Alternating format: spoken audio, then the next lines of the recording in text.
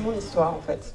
C'est quelque chose que j'ai vécu. Aussi aidé, je pense, par le mouvement MeToo et la parole qui s'ouvrait. Que en fait cet épisode très trouble pour moi. C'était intéressant ce trouble-là, c'était intéressant de parler d'inceste. Aussi en montrant des représentations différentes, c'est-à-dire déjà en montrant peut-être un personnage masculin qui n'est pas au départ un bourreau, avec une confiance entre les deux personnages principaux. Alors pourquoi c'est important? Parce que déjà ce sont des élèves qui sont en option cinéma, donc on veut les éveiller au court-métrage parce que c'est pas un genre cinématographique qu'ils connaissent. Ça fait des années qu'on vient dans ce festival et que les élèves ont des super retours. Donc on poursuit depuis bientôt 10 ans maintenant.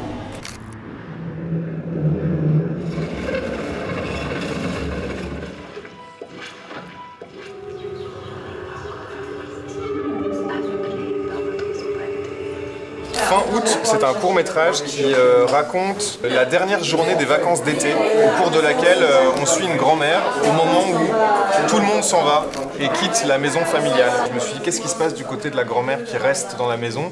Et ce qui me rend très heureux, c'est de voir que le film peut plaire aussi bien à des gens qui sont grands-parents eux-mêmes qu'à des étudiants, des lycéens. Voilà, ça me fait plaisir. Pour moi, il représente en fait une manière d'explorer les troubles obsessionnels compulsifs et l'impact qu'ils peuvent avoir sur les proches qui essayent d'aider. Et aussi, je voulais parler des différences générationnelles sur la compréhension des maladies mentales et des maladies psychologiques. Et je trouve que c'est important en fait quand on réalise un film de voir comment il est reçu vraiment directement, en fait, d'être dans la salle, d'entendre les réactions des gens et tout ça.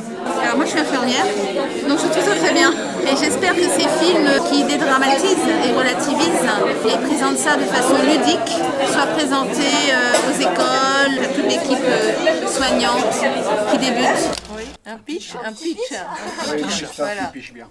You Want Me to Pitch, c'est un thriller d'un père qui va sur les traces de la vie de sa fille disparue à Marseille, décédée, mais tout ça sur un ton de comédie. Il essaye de reconstituer ses derniers jours et il n'a qu'un indice, c'est un disque qu'elle a enregistré avec un groupe de filles. Coûte que coûte, il va reconstituer les derniers jours de sa fille.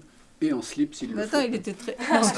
mais il était très bien mon pitch. Mais oui, carrément, tu l'as dépitché. Mais tu m'as exactement, tu m'as dépitché. C'est la première fois que j'arrive à le pitcher net.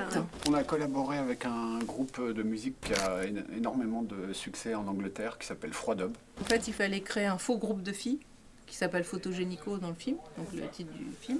Et puis, il y a aussi la musique du film, le score. Voilà. Donc, il y avait 2 gros chantiers pour Froidub. Donc, il fallait la voix de la fille décédée. Et ça, c'est une chanteuse exceptionnelle, marseillaise, qui s'appelle Emma Amaretto, qui fait la voix de la défunte. Le film, il sort quand en salle?